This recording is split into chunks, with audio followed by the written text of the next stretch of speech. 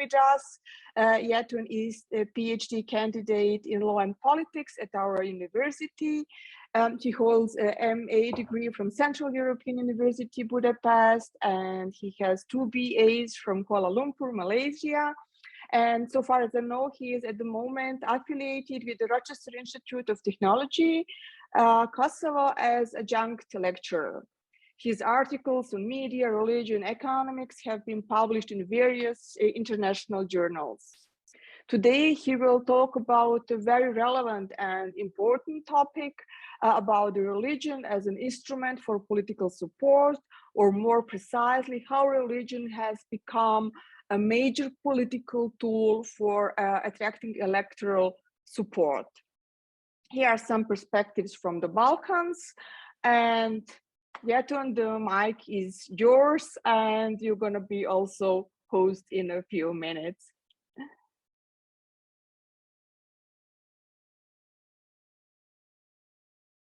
Seconds. So I think you can share your presentation now with us, your PowerPoint. Yes. Thank you so much, Armina. Thank you for the introduction. Good afternoon, everyone. I'm very happy to be with you today to share a little bit from my research, for my PhD research. So the general topic is about how religion is being an instrument for political support, and I'm focusing mostly on the Balkans, and more specifically, I'm using Kosovo as a case study just to show how politics, just like nationalism before or other elements, is becoming an instrument to sort of gain political support for a few small parties.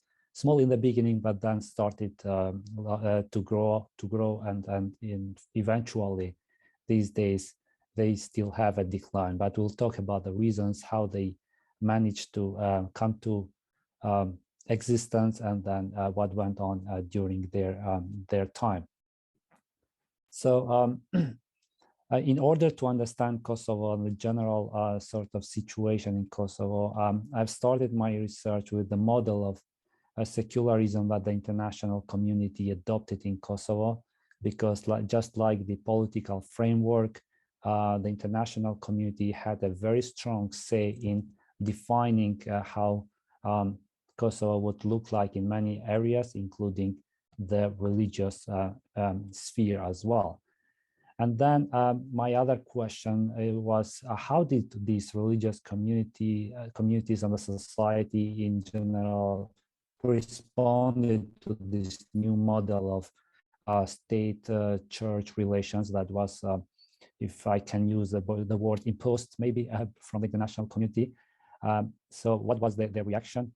And how this eventually led to the rise of conservative political parties in Kosovo, more specifically religious political parties, although, as I will explain in my presentation, they do not refer to themselves as religious parties.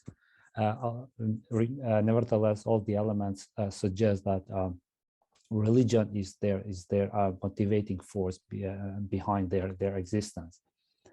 And my other question was to see whether these religious parties are any different from other religious parties across the Muslim world. And here, as you may already understand, I'm mostly speaking about Islamic, Muslim-inspired political parties in the region. And the last one is whether these conservative parties have any sort of relevance in Kosovo's young democracy. I'm just trying, yeah. So for just a reminder, where is Kosovo in the map, surrounded in the region by other neighbors. So why Kosovo is an interesting case study for research on this regard. Like I said, the first thing is that the new political identity of Kosovo after the war of 1999 has been a lot designed by the international community. So they had a lot of say in framing the political, the national, the economic, and the religious identity of Kosovo. So in this regard, as I will explain, for example, in the constitution of Kosovo, it was clearly stated that the new independent Kosovo, as proposed by the Marti Ahtisaari, will be neutral on religious issues and will be a secular state. And even no religion was even mentioned in the constitution. So it was a firm sort of division that we are building a very strong secular society identity for the new Kosovo. And the other one is in Kosovo, we had a big public manifestation of religion after the war, and a lot of involvement of third-party actors. And by this, I mean a lot of international organizations that found Kosovo, just like they found Bosnia a few years before, a very interesting place to sort of engage and perhaps spread their views of different views, and that even came in conflict with the traditions that were upheld in Kosovo for a long time.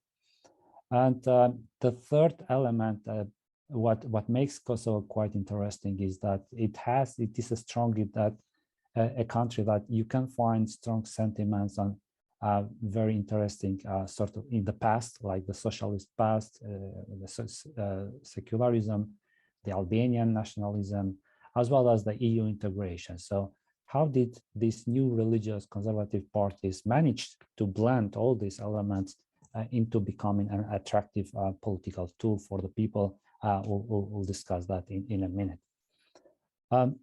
According to the latest census, this is just to give you an idea, the majority of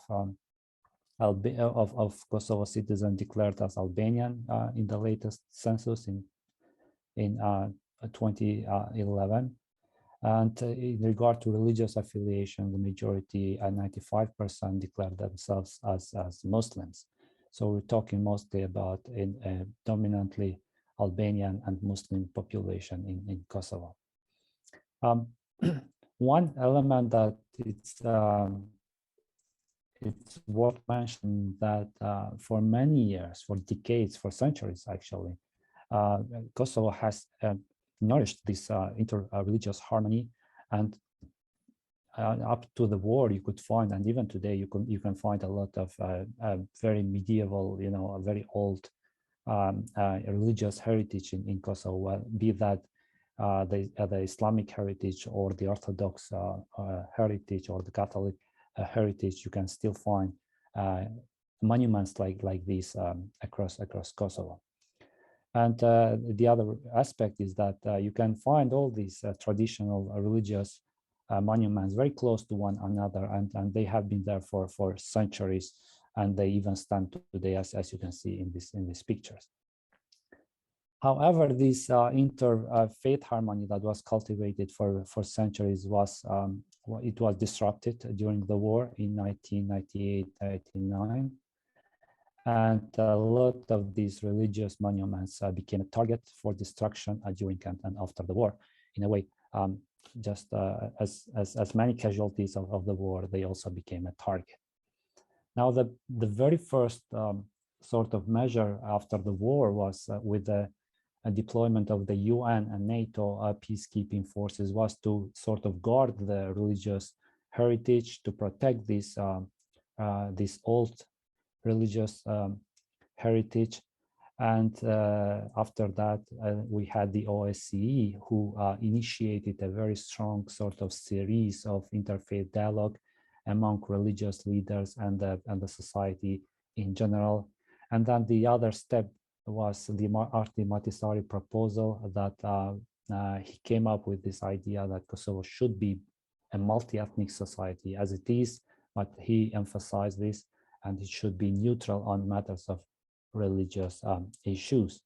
And then the constitution of Kosovo that was ratified after the declaration of independence also confirmed this by saying that Kosovo is a secular state with neutral attitude towards religion. And then a bunch of laws, were after the declaration of independence, and some of these laws were specifically related to religion. And in this regard, for example, a special protection was given to the Orthodox Church. And then became another important law was a law on freedom of religion adopted in 2006, which provides the freedom of religion to be manifested in Kosovo. There are a few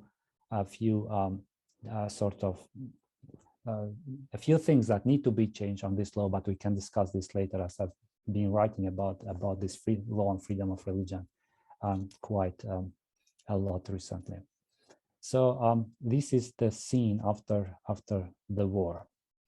But then a few issues came up that somehow divided the society. And here I'm narrowing my research here into the Muslim majority, the Muslim society in Kosovo. The first challenge was that a lot of missionary organizations came in Kosovo, and especially from Middle Eastern countries, that in a way challenged this traditional Islam that has been manifested from the Ottoman times in Kosovo. So they polarized the Muslim community, and this polarization, as you will see later on, turned into political parties with clashing with one another. So the first challenge was to keep to sort of understand the new ideas that came in Kosovo with a lot of missionary organizations. After a few years, another issue that also polarized the Muslim society was, and by this I always mean also polarize the political parties that sort of aim to represent the Muslim communities in Kosovo. It was the number of a huge number of Kosovo citizens who joined the war in Syria and Iraq, just like it happened with other neighboring countries in Kosovo. Around 300 people, it is believed, that joined, and some of them returned, some did not, the war in Syria and Iraq. And as an action from the state to stop this was that the state authorities arrested a few influential imams that were allegedly providing guidance to people to join fighters in Syria. Another incident that also polarized the society was girls with head covered were expelled from public schools under an administrative instruction that says that religious symbols are not allowed in schools. So given the strong secular identity of the country, a lot of public schools started to expel girls with headscarves from schools, and this also became an issue in Kosovo. And then another element that became an issue was a need, according to a lot of Muslim believers in Pristina, in the capital city, the need for building a grand mosque, a major mosque, a central mosque, considering that the current mosques are not enough. So this also led to a lot of discussion.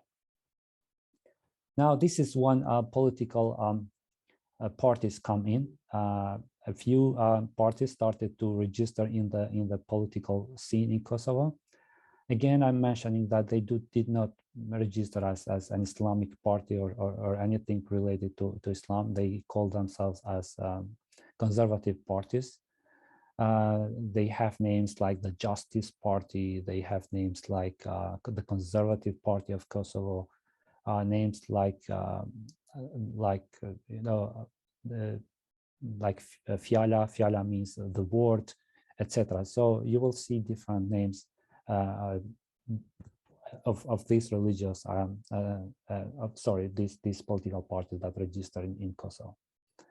Now, before registering, it became this political movement that they organized protests in a few places in Kosovo for the issues that I already mentioned, like building a central mosque in Pristina, like wanting to introduce the religious education in public schools, or demanding that girls with hijab, with headscarf, be allowed in schools. So this created a momentum for these leaders of these political parties to motivate the masses to go to the street to protest. And then when they realized that protest is not enough, they said, let's register as political parties and enter the competition and participate in local and central elections in Kosovo. Now, what is what sort of characteristics I've found of these parties is that just like in Kosovo, in other countries in the region, like in Northern Macedonia, for example, you will see more of these small political parties with an Islamic identity that are on the rise. And what makes them really different from other big sort of political parties that you find in the Middle East context is that they are being developed in a very secular setting, like Kosovo and the neighboring countries, or to be specific, in North Macedonia, for example, where we have already two of these political parties. And the other one is that they embrace the Western style democracy and EU integration. So they say they have nothing against EU integration. They see EU as a good model and they participate in the democracy, so they are not against the democracy. And the other element that makes them distinctive is that they appeal to voters, to people as moderate, conservative, or social democrats, rather than religious parties. In fact, maybe in their motto, you will find something related to religion, like one of the first mottos of the Justice Party was in the name of God with justice. So only in this case, they use the word of God in their motto. Otherwise, in their program that I've seen, they do not refer to anything about, to religious elements. However, I've seen that they go after mostly about religious people. They target them, the way they communicate with them, the way they approach the people as moderate, as conservative, as different from the others. I've seen that this is what makes them quite unique in this approach. And like I said, these small political parties in Kosovo, they have replicated. They have been an example for the North Macedonia, for example, where you will see two similar parties. And the last characteristic of these parties is that just like the other parties, they are easily fragmented. From one, they became five in Kosovo. So from the one Justice Party, in 10 years period of time, they fragmented because everybody wanted to be perhaps the leader. They parted their ways because of ideological reasons, because of the strategy, because of ego of the leaders, etc., etc. So these are some of the reasons that I found why they became so easily fragmented. So back to the sort of normative theory of why I find religion as a tool to win votes very attractive. I've seen this and using others, the scholars' work, I've seen that we have in today's sort of democracies, we have two new concepts. One is the politicization of religion, which is about religious rising, taking a populist character when such movements initiate protests and resistance against the secular elites. And the other sort of concept that I'm working on is the religionization of politics, and this is where I'm focusing, whereby you use religion to construct this moralistic concept of politics and use it as a mobilization strategy to attract voters. So I'm working on the latter one. So overall, I've seen that Islam in particular, religion and Islam in particular in today's democracies, in the Western democracies, where I also put the region, the Western Balkans, is that you have two forms of using Islam to attract populist support or to get votes. One is against it, as you will see in the case of European radical right-wing populism, that they reject Islam and the Muslim others. And the other way is in favor of it. So in a way, this is what I'm researching in the Western Balkans, whereby you find these religiously inspired political movements that are led by politicians who claim to observe religious ethical principles and be different from the others. Different in the way that they are less corrupt, less greedy, than compared to their secular counterparts. They participate in religious sort of festivals, in religious activities, and in this case, they try to show that they are different from the others. So this is where I'm focusing on my research. Now, what makes them, different in a way? What makes them successful? Because the political parties that I'm researching, they had their best days, after they registered officially, and they had very good sort of embrace. They were embraced by the society, but then they went into decline. But what made them sort of successful is first religion and religiosity. This is where they find the inspiration, and this is how they use and they appeal to people that I'm religious, I'm different from the others, I have a very sort of different way to govern, to deal with the issues, with the problems. The other one is that they, like I said before, they have nothing against the Western style democracy. They still believe in the Western style democracy, but with a different sort of approach. And European integration, globalization. So these are issues that they do not confront. They believe, or at least they say that we are fine with this. And the last thing that makes them popular is that they have a lot of social programs. So in their political party programs, you'll see a lot of issues that actually are about the welfare of the society. So in this case, they attract people because they also believe, or at least they say that I'm going to care and provide for the society. So we're not talking about sort of very religious issues. They mostly talk about real life issues that people are concerned with. Now, finally, this is the last part of my research. This is just to give you some ideas. When I started to research about how religion, and more specifically Islam, is a factor of motivating leaders or political parties to engage into politics, I came across the two concepts like the political Islam and Islamism. And this is, I don't want to go into details about this, but I've seen in the research so far in the academia that usually there are three sort of main approaches to political Islam. And one is the anti-Muslim critique of political Islam. The other one is sort of legitimizing approach to it. And then there is this critical perspective on political Islam as a political phenomenon. So this is the third one, is where I'm developing also my theories, because here a political Islam is seen only as a political phenomenon and not as a religious issues.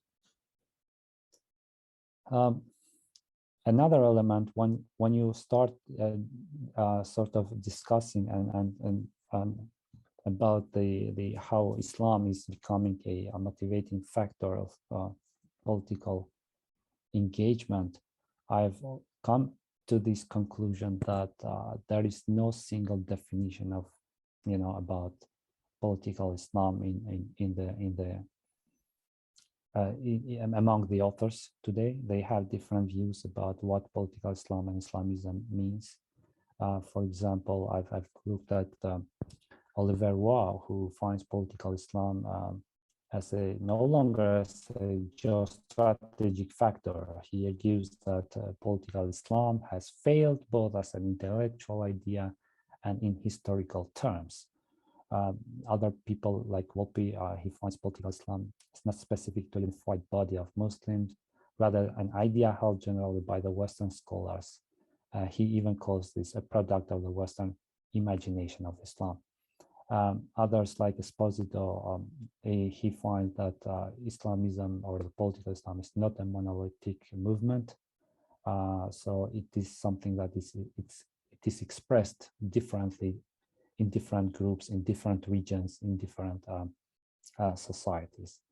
So, but the main definition of political Islam and Islamism is that it is a form of instrumentalization of Islam by individuals, groups, or organizations that pursue political objectives. This is one of the simple definitions of what we mean by political Islam and Islamism.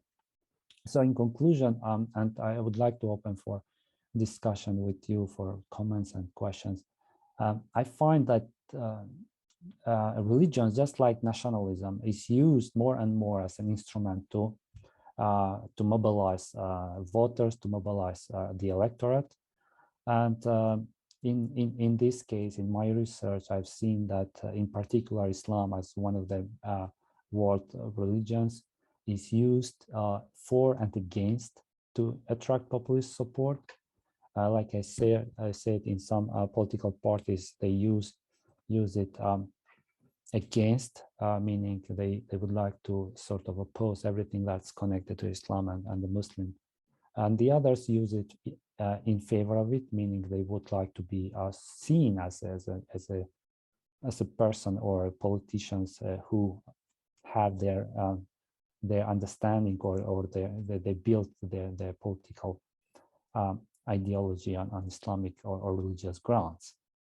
And then these parties that I'm researching in secular societies in the Western Balkans are completely different based on my research, from their counterparts in the large Muslim countries like the Middle East, because they embrace the Western style democracy. They are in favor of EU integration and globalization.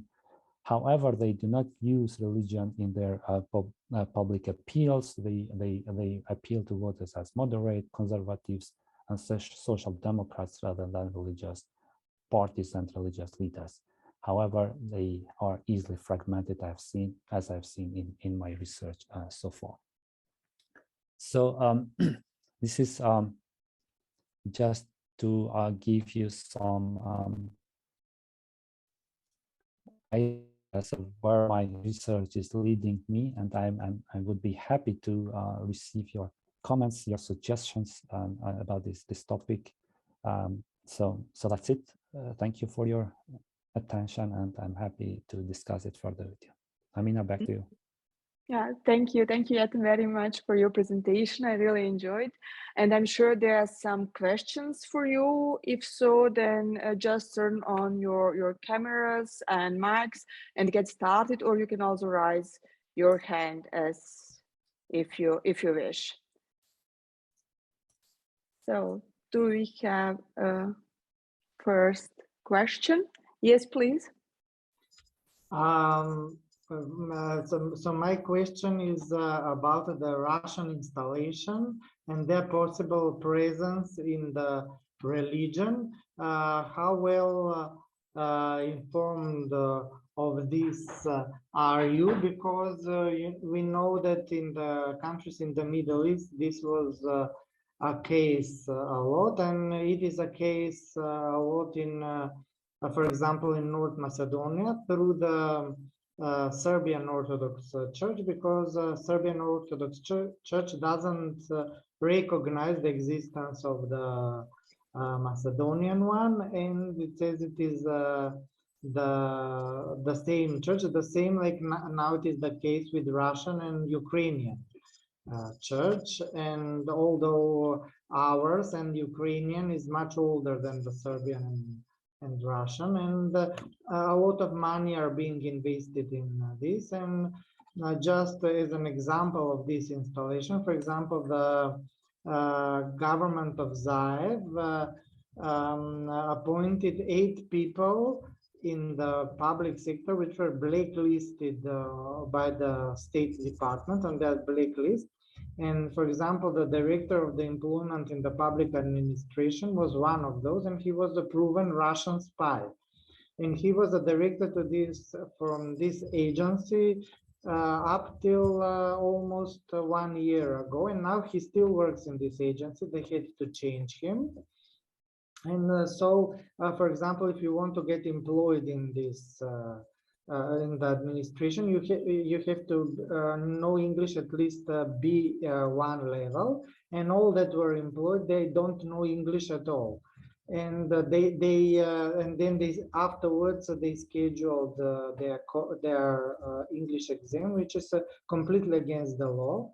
So do you think there is a possibility of some Russian infiltrations through these religious channels? Because as I said, in Middle East, this was a very common case. And how do you think? Do you have any examples of this? And if yes, how much do you estimate this can be dangerous for the security of the region? Thank you. Well, thank you, Igor. This is more. It was for me a good learning opportunity from your side. I'm afraid I do not have much information about this issue. All I know is that in Kosovo, we were sort of as a country looking closely on what was happening in Montenegro during the previous years with regard to the involvement of perhaps the Russia in the sort of division of the Orthodox Church there in Montenegro. But in Kosovo, I don't have a lot of information about this issue. I'm afraid. Thank you. I just want to mention it was very interesting. I think 2 days ago, the Metropolitan of Montenegro of Serbian Orthodox Church named Montenegro as small Ukraine. I mean, they just want to compare and to show this problematic with churches and yes, Mother Church in Serbia, respectively in Moscow and then in Podgorica and Kiev. Thank you. The other questions or comments? We can also collect a few of them. Yes, please, Vladislav. Hi, thank you for your presentation. I don't really know much about this topic, but I have heard a presentation from Emily Grable, I think. She's a historian of Islam in Bosnia mostly, and she had just come out with a new book called I think Muslims in the Making of Europe. I think it came out last year. And so I was wondering, to what extent is this phenomenon of political Islam new, and does it have, historical roots, and do these new parties kind of draw from those historical roots, or do you think it's something that's been sort of imported from other, other regions, basically? It could be useful to you for these articulations of political Islam, I think. I'm sure you know the work, but yeah, thank you. Thank you, Vladislav. So maybe, as Amina suggested, we could take a few questions and then respond. I'm not able to see you all at the same time in that terms. You can just turn your camera on and ask if you want, or I have also a comment or idea. I'm not sure what distinguishes these parties from other parties in Kosovo apart from Vetev and Dossier, because if I compare it with Bosnia, there are some parties, they are also targeting Muslims, and they are also collecting votes in mosques before the elections. But I wouldn't describe them as Islamic parties. I'm not sure how you already mentioned that it's really not easy to find the right definition for it. But I'm not sure, is it possible to describe the party as Islamic party just if they are targeting Muslims as the voters? Thank you, Armina. So let me start with Vladislav's comment. Thank you, by the way, for the book you suggested. It's really interesting and related to my research about the historical roots and whether they are imported from other regions. This is something that in my interviews with the leaders of these parties, they wouldn't admit, meaning they would say this is an original idea that came from us. We wanted to sort of build a political platform, show to the people that we are different from the others. So something that you find in all political leaders. But then, and this relates to Armina's comments, you will see that they are different in their strategies to attract voters. First, in their motto in general became sort of, you will see some religious flavors in their political sort of slogans and mottos. So the way they show themselves to be different from the others. Like I said, the first motto was in the name of God with justice. So here justice and God are mentioned at the same time. And then the target of their first when they build the political parties in the list of their candidates, you will see a lot of people who were either religiously affiliated with certain institutions. You will see some imams, some sort of religious scholars in there. You will see other people who sort of show that they have a religious background.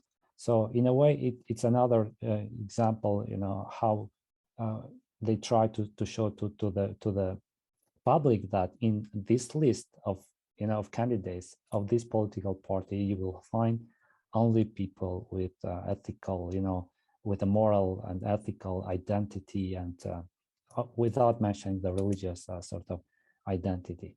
So and then what distinguishes them from the others, apart from this the appearance, you will definitely not find much in their political program that differentiates them from the others. Kosovo is a young democracy, and what we have seen in our political parties, in exception to Vedvendosya, which is another case we can talk about, they somehow they do not have it very clear whether they are right or left or central, or they do not have a clear political identity or ideology. So it's a mix of many things. So in this regard, these political parties, I've seen that they also are a mix of many of these things that suppose they will bring voters. But lastly, just one comment. I've seen that in my research with the leaders of these political parties, they saw the Justice and Development Party of Turkey, the AKP, as a sort of model, as a something that they could take from them, and they admitted that they have been in contact with them, but never said we received any support, material or otherwise, from them. But we want to be like you, successful, and etc. etc. So this is my comment on your question. Yes, thank you. I would also say that the model for the biggest party in Bosnia, so-called Muslim party, this is Party of Democratic Action, has I don't know. They are trying to be like AKP, like Erdogan, and they have very tight connections. Yes, that's true. But what do you think? How is the situation in Montenegro with Muslims in Montenegro and other countries? I don't know. Perhaps also is there similar also in Sanjak in Serbia, where we also have a Muslim majority? In my other research, and I'm trying to connect with my PhD, I've been trying to see how strong are the links among the Muslim communities. And I started from the official representation of Muslims, that is the Meshihad, the Islamic community, which is like the official body that represents the Muslims. And if you remember, they used to be under one umbrella in the former Yugoslavia, with the headquarters in Sarajevo and a lot of branches in the other regions. And then each one of them started to go independently. And to this day, they keep the relationship quite good. The network among in a sort of official level is quite good among these parties.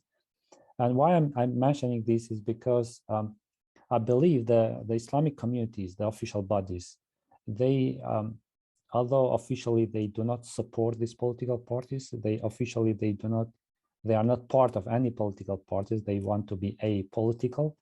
But I see that there is this connection sort of in other ways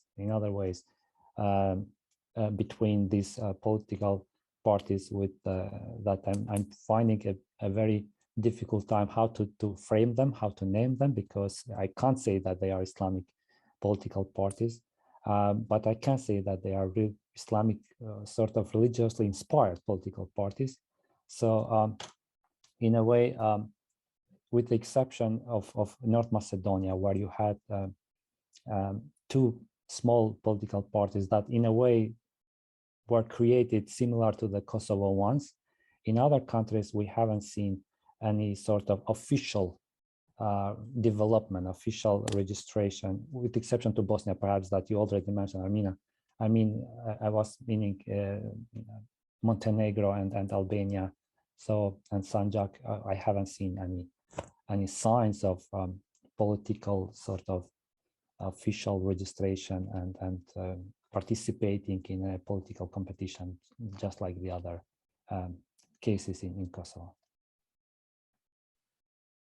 Yeah, I asking myself very often, I mean, what is important, for example, in Montenegro, it is ethic, to be Albanian or Bosniak, or to be a Muslim, or to be a Roma or something like this Muslim. I mean, it is, I'm not sure, and I'm not sure also how far is it important in Kosovo. I mean, the majority of the Muslims in Kosovo are Albanians, but have you seen there some connections? I mean, that some particular parties don't look at the people as Albanians, Bosniaks, or Roma Muslims, or they still make some distinguish between them? I'll answer that, but in a minute, if you allow me, Armina, to take Yarit's as I think a question. Yes, sure. I didn't see you. Sorry. Yes, Yarit, please. Can you hear me? Yes, please. Yeah, brilliant. Yeah, your presentation was really interesting. I'm writing about something similar. I'm writing about the appropriation of the Catholic Church in European politics, in illiberal democratic movements like in Hungary, Poland, and sort of what it does in Austria. And I was wondering, because I find this quite a lot, that it's actually the church seeking to be instrumentalized to some extent because of their motives for political gain for themselves. So in Hungary and Poland, it's quite clear, like they want churches back, they want land back, they want influence back. So I was wondering what your findings were on the Muslim side of things, like are like religious communities sort of seeking out politicians, targeting them like in a lobbying sense? Is that happening at all? Or is it really like religion being appropriated for political purposes with religion sort of being the victim to some extent? That would be interesting for me. Yeah, thank you, guys. I've seen that in Kosovo is the opposite, sort of the state and the political parties going after the religious communities and trying to put them under their umbrella in a way. But they have been quite careful so far, at least in public and officially. Like, for example, the Islamic community, which is the focus of my research, officially, they never sort of backed up a political party during the campaigns. However, their imams, a few members that are paid by the Islamic community, and here I'm talking about the institution, they became public supporting different political parties. And that created a lot of, unpleasant situation, because officially you are not allowed to be part of any political parties. Unofficially, you are sort of promoting their ideology. And I think they have learned from their mistakes. And officially these days, they are more careful, and as an institution, for example, they are, although the state-church relationship is very strict in Kosovo, they have a good cooperation between them. Especially, I've seen this during the coronavirus pandemic, when religious activities were suspended. And again, I'm talking about the Muslim community, and a few Muslim organizations, they protested. They wanted mosques to be open, and they even went to the street, to protest and pray in the main square, just to show that we want our mosques to open. But the state said, please don't do this because of the lockdown. And the Islamic community said, we are following state protocols. So they this is just an example to show that they are in harmony with one another. So I hope that answers your question. And maybe back to Armina's question about this identity. Yes, it's definitely an issue, the Albanian versus the Muslim identity here in Kosovo. And this is why these political parties I'm researching are sort of very careful on this, because they do not want to be shown as, they want to be shown as a Albanian sort of identity, that this is our primary sort of identity that we are trying to protect. And then second comes the Muslim identity that we would like to sort of, even they don't say the Muslim identity, what they call it is the traditional sort of norms and the culture and heritage that we would like to protect and preserve in our political platform. So I hope that answers your question. Yes, thank you. Any other questions and comments?